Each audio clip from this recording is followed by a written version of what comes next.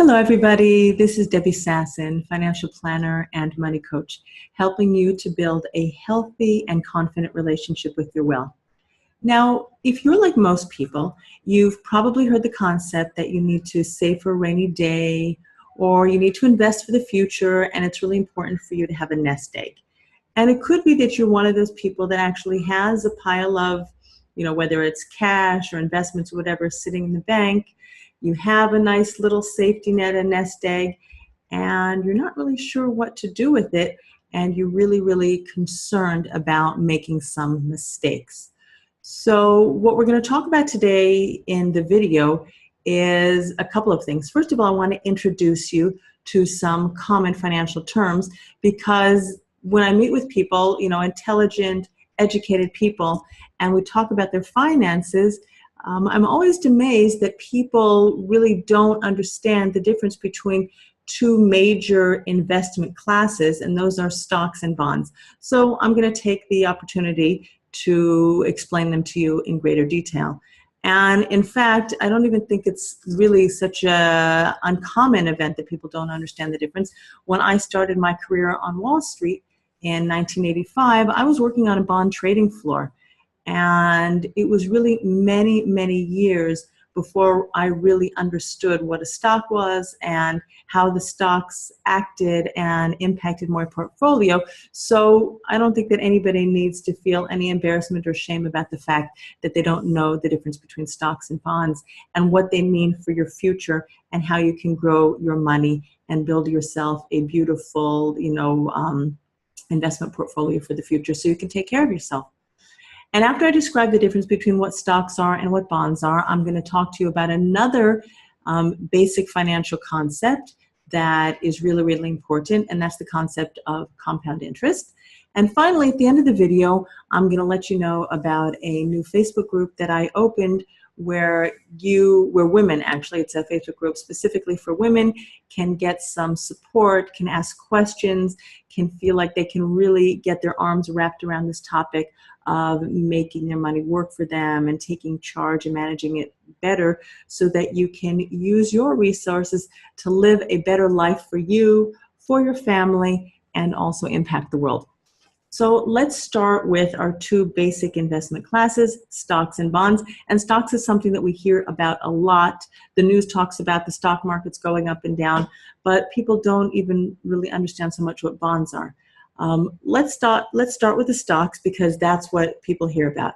And when you own stocks, and a couple other terms you might hear are shares or equity, and these are all really interchangeable, one with the other.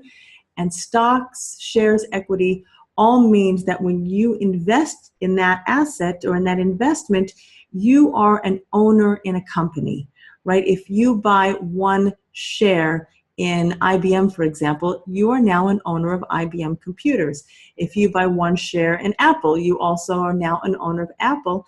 And what you get from that stock when the price goes up and down reflects the profitability of the company. In addition, it also reflects expectations in the market. If the markets believe that the economy, that the global economy is doing well and it's going to expand, so also the price of the stocks is going to go up. Okay, and then also if we're worried about there's going to be a slowdown in the economy or there's going to be, deflation, something like that, a contraction in the economy, so stock prices in general will all move together and they'll go down. But over the long term, stock prices have increased by an average of about 9–10% per year, and that's a very long history of more than 200 years. So if you would like to have your investment portfolio grow, stocks should be a part of that investment portfolio. Now let's move on to bonds.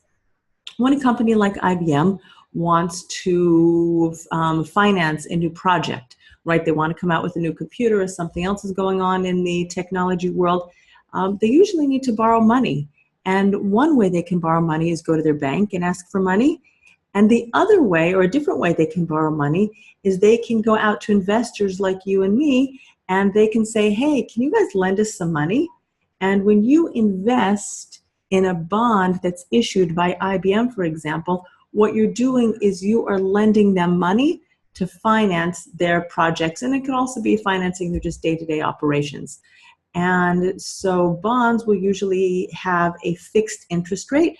And a lot of us are familiar with loans because banks lend us money for our houses. That's called a mortgage. So different terms for similar types of things.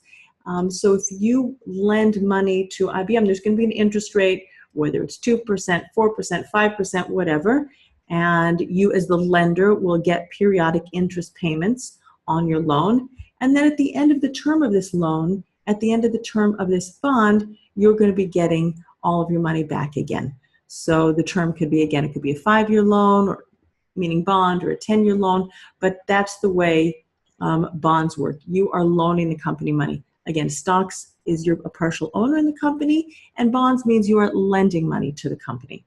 Now, in general, stocks are what we call riskier than bonds. Their prices fluctuate up and down with the global stock markets.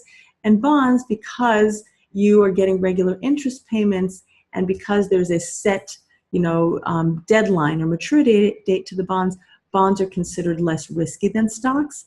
And in addition, if the company runs into financial difficulties, the bondholders, the lenders of the company, are going to get paid back before any of the owners of the company get any of their money back. So for that reason, bonds are less risky than stocks.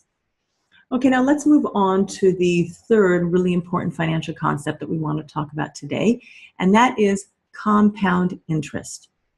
And when you invest your money for the long term, you earn interest, and interest on your interest, and interest on your interest on your interest, and the money that you've invested can grow exponentially into a beautiful, beautiful money pot. And the longer you keep your money invested in the financial markets, the more your money can grow. So let's talk about an investor. We're going to call her Sally. And Sally starts investing at the age of 35. And Sally commits to investing $2,000 a year, every year, for the next 30 years until she gets to retirement age. And let's assume that Sally's going to get 5% interest on her money. And she's going to put $2,000 a year every year into the markets, a total of 30 years. So that's a $60,000 investment. Now, at the end of her 30-year investment period, Sally's $2,000 per year, $60,000 total, will have grown to $139,000 because that's the interest and the interest on the interest on the interest that she's managed to accrue over that time period. Now, let's say our friend Sally is Savvy Sally, and she learned about finances and investment from her parents when she was young, and at the age of 20, Sally decided that she was going to put $2,000 a year into her investments. That same $2,000 a year, which she commits to investing for a total of 45 years, right? So we're talking 45, $2,000, a total of $90,000 is her initial investment.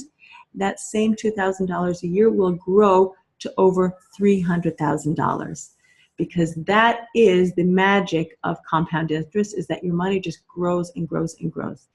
Now, if you're ready to kick yourself and say, well, okay, I'm not 20, I'm not 35, I'm not even 45, right? And I haven't even started investing.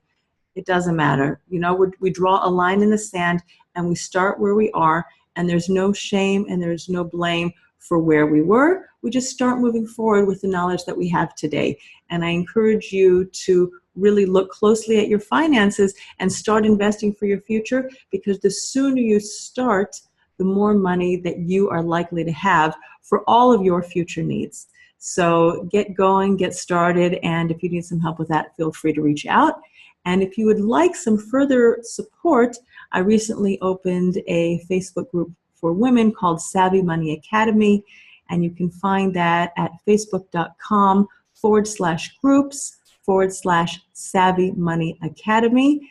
And there is a lovely group of women in there, and everybody is welcome to ask questions, get some support, learn, grow, and together as a community, we can build healthy and confident wealth.